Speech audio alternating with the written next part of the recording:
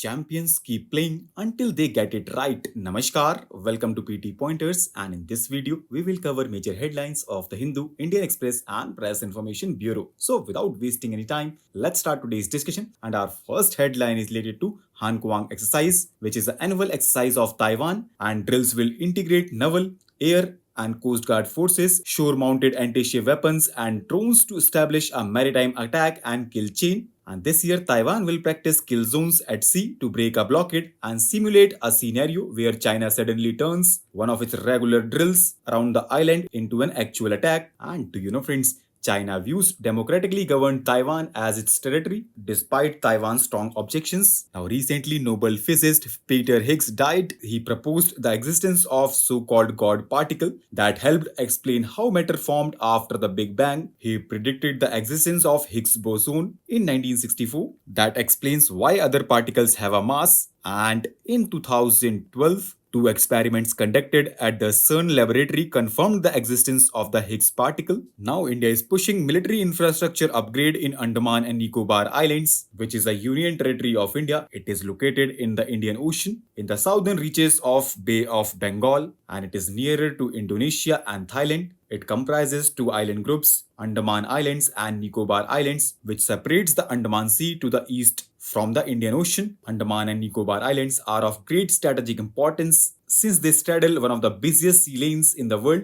and give India reach to monitor flow of traffic from the South China Sea to the Andaman Sea via Strait of Malacca, that is key to trade and oil shipments in the Indo-Pacific. And Andaman and Nicobar Islands are separated by 10-degree channel. And do you know, friends, Netaji Subhash Chandra Bose Island is located in Andaman and Nicobar Islands, and Swaraj and Shahid Dweep is also located here. And do you know, friends, Andaman and Nicobar Command is the only joint services command in India, and it serves as a model for the country's planned theaterization of Army, Navy, and Air Force capabilities. Our next headline is related to 2024 Global Hepatitis Report, which was recently released by World Health Organization, and this is the first consolidated WHO report on viral hepatitis epidemiology, service coverage, and product access with improved data for action. This report presents the latest estimates on the disease burden and the coverage of essential viral hepatitis services from 187 countries across the world. And according to it, the number of lives lost due to viral hepatitis is increasing. It is the second leading infectious cause of death globally, with 1.3 million deaths per year, the same as tuberculosis. And Bangladesh, China, Ethiopia, India, Indonesia, Nigeria,